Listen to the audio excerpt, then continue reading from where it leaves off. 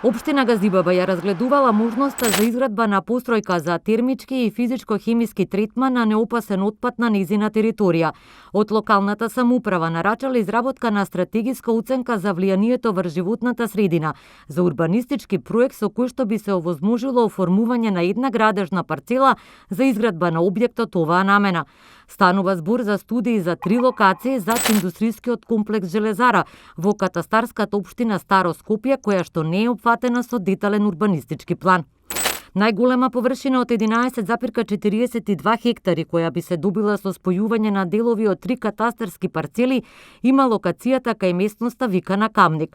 Другата е веднаш до неа со површина од 3,32 хектари и третата со површина од 8,19 хектари. Градоначалникот на Газибаба Георгиевски, кој ги нарачал овие извештаи, вели дека општината нема да гради фабрика за отпад. Сосема неточна веста или лажната вест или шпекулација дека на 4, на 3, на 2 локации, на една или било каква, планира општината да гради некаква си фабрика за неопасен отпад или хемиска, физичка обработка на таквиот. Ниту било кој од градежните посочени парцели се наоѓа во програмата за градежно земјиште кој што општината располага, може да ги продаде или ги продава. Стратегиските оценки за влијанието врз животната средина веќе се објавени на веб страницата на општината. Тие се во нацрт верзија и заинтересираните граѓани можат да даваат забелешки. Доколку се тврди дека нема такво нешто, еве зашто постои се уште, зашто процедурата не е стопирана и не се повлече таа стратегиска оцена. Поред О2, предвидена е изградба на 3 производни хали, кои според димензиите упатуваат на тоа дека се планира огромен капацитет за преработка на отпад и 3 резервоари за суровини. Но она што посебно загрижува е што во една од студиите се анализираат можните технологии за преработка на цинкова филтер прашина из гура. Во извештајот се констатира дека лошиот квалитет на производот и големата количина на ново произведени остатоци за време на најмодерниот процес на рециклирање на прашина тешко дека може да представува идно ориентирано решение.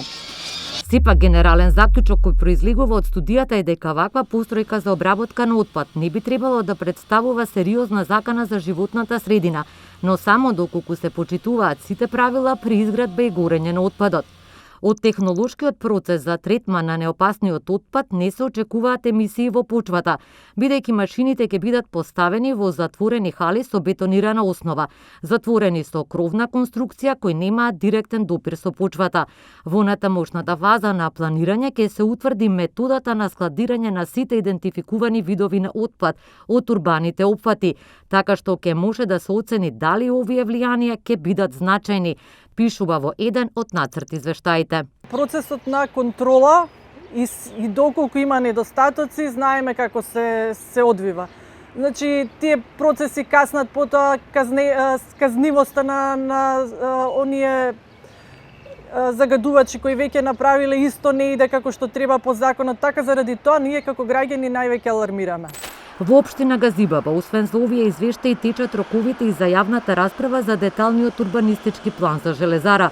Георгиевски уверува дека со планот не се планираат нови фабрики од тешка загадувачка индустрија Г1, освен постојните. За 30% е намалена било каква тешка индустрија за развојните компоненти кои што ќе бидат. Им даваме развој пред се и можности на компатибилните намени на лесната незагадувачка индустрија. Ке споредам еден податок кој што веројатно треба да го имате во предвид. Со приватизацијата или 95-та година имаше 14 правни и физички наследници на железарскиот комплекс, сега имаме преку 400. Тие се само корисници на објектите без да платат данок на имот, без да можат да го откупат земјишето, без да се развиват во било која компонента да е.